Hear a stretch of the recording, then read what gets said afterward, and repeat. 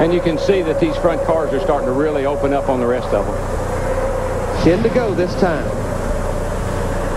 A lot of infighting mid-pack. 22 Ward Burton, Todd Bodine. That flag fluttering in the breeze. Man, the 54 car.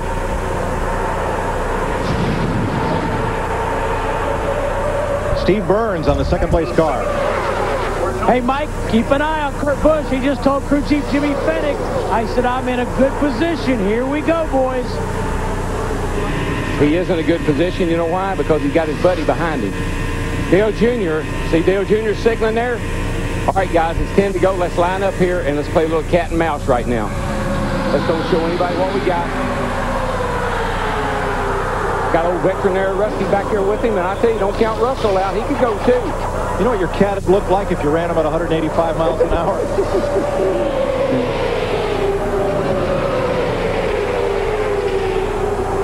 Ryan Newman in that 12 car. He's hanging on the back of this pack. And if you think back to the Daytona 500 last year, 97 was up there, 12 was up there. These same guys, the more things change. Rusty was up there. Dale Jr. stays the same. And Darrell, I just don't think they can wait to that last lap to make their move. I would never. That makes me so mad when guys think they can do it on the last lap. You got to do it 2 or 3 laps to go. Mix it up. What you want to do is take them by surprise. You want to take that guy in front by surprise. He's going to sit there and say, well, they're going to wait till the last lap. No, don't wait. Matt Kenseth, winningest driver of the season last year, trying to slice his way through that second pack. Tough order. Yeah, and Tony Stewart broke out of that pack, but he needs somebody to help him push him up to that to the back of the front group. Yeah, he's there by himself, and those front 6 are just pulling further and further away from him. That's called watching the money disappear out the windshield as those 6 cars up front continue to pull away. They're getting smaller and smaller. And here's why.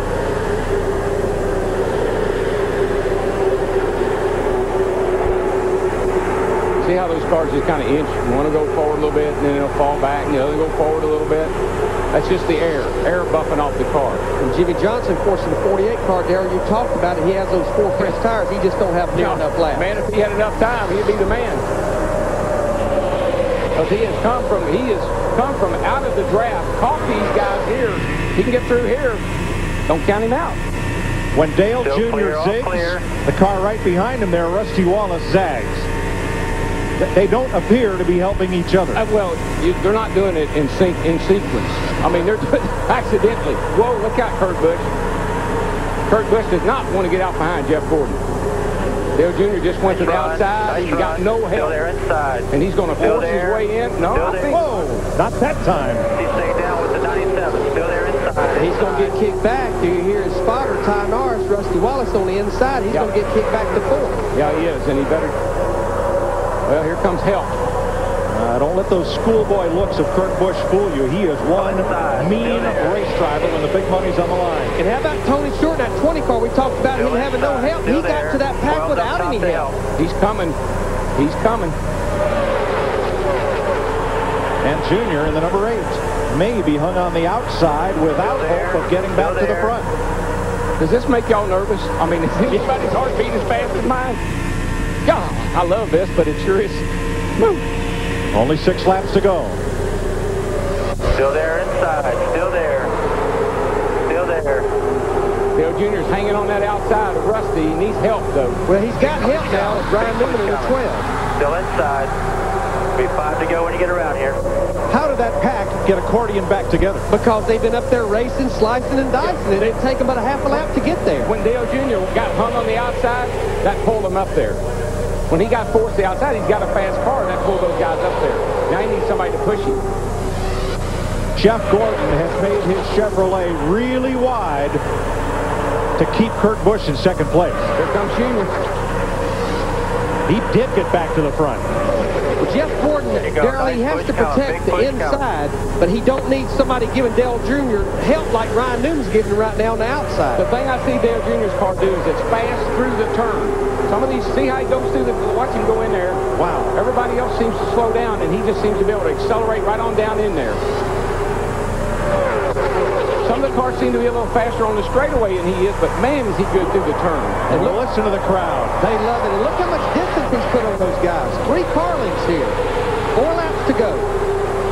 4 laps to go, and it's getting UGLY behind him. That's incredible.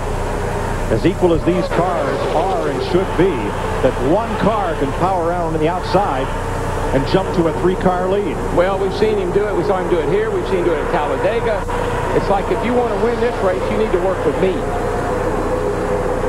And I know somebody else that had that same attitude.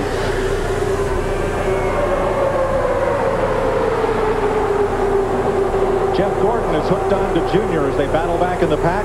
And here comes Schrader. And that's on old tires. He didn't change tires. But by now, you know, everything's kind of equaled out. Those 2 right side tires. And he's got a lot of help from Matt Kenseth in the 17 and Jimmy Johnson. And four fresh tires is going to pay off. Kenseth and Johnson were deep in the second pack not 3 laps ago. Here they are, right up there fighting for the lead. Four tires gives you maneuverability.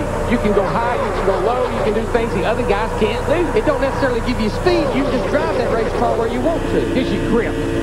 You're riding with Kenny Schrader. I mean, you got to remember that Jimmy Johnson was out of the draft of all the cars. Chased down the back of the pack, went through there, and has worked his way right up here in the thick of things. But the further you go, the harder it gets. Yeah, but now it's better to be coming than going, and he's coming. He's only got 2 laps to make it happen. 2 to go. Dale Earnhardt Jr., he needs that group behind him to keep running side by side like they were doing. Oh, he's got them right where he wants them. He just kind of works one side and the other. Schrader climbs the hill on the outside. You got to be. Now listen, Kenny Schrader in the BAM car, in the Carrot Top car, up there racing for the lead. Wasn't that long ago, he didn't even know if he was even going to have a ride for the 2003 Winston Cup season. And there he is at number 49. I know Carrot Top's been on a lot of rides, but he ain't never been on one like this. Jeff Gordon edges past Schrader. Here he comes after Junior. This will be it. Will be the left flag. Hell lap. All right. Buckle them up. Tighten them up. Take a deep breath. Show me what you got. Junior's 2-4. He doesn't need to get way out there like that. They're going to get a run on him when they come off a 2 over here. That was what Jeff Gordon did. He dropped back just a teeny bit so he can get a big run down the back. And here he comes. Ryan Newman is right with Jeff Gordon in his tire tracks.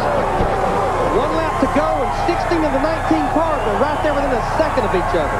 They can't do it. They can't catch him. Junior dropped to the bottom to try to break that draft, and now swings back up high to lead them into turn 3.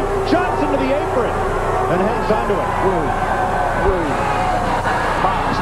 Ryan Newman held the bottom line. Boxed, yeah. He had to get out of the throttle, and you see him going backwards. Second last year to Tony Stewart. Dale Earnhardt Jr. started last and will finish first in the Buck Shootout. Jeff Gordon second. Matt Kenseth makes it up to third in the 17 car. What a race. That was a race, folks. I don't care if you come back next Sunday or not. I know you will because of what you just saw tonight, but that was a Saturday night shootout.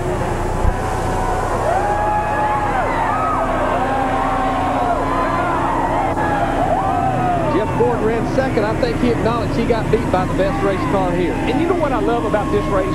Very seldom do we have cautions. 19 guys can get out there and run that way, and not and they bang into each other, turn each other sideways, but they make it to the finish without a caution. Maybe it's because they're in this race. Maybe they're the 19 best drivers in this sport. I don't know. The 15 pole position winners of 2002 and 4 past champions of this race were in this field, and that amounts pretty much to the best of the best. If I win in this race, this guarantees Dale Earnhardt Jr. a start in all the future Bud shootouts. Yep. It's a big deal. At his age, he'll be in this sucker from now on. Wheel marks on the right side, result of casual contact. That's the way it's supposed to be. When they're on the right side, that means you're passing people. When they're on the left side, that means somebody's passing you.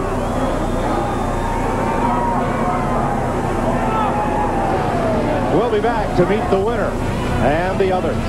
You're watching NASCAR on Fox.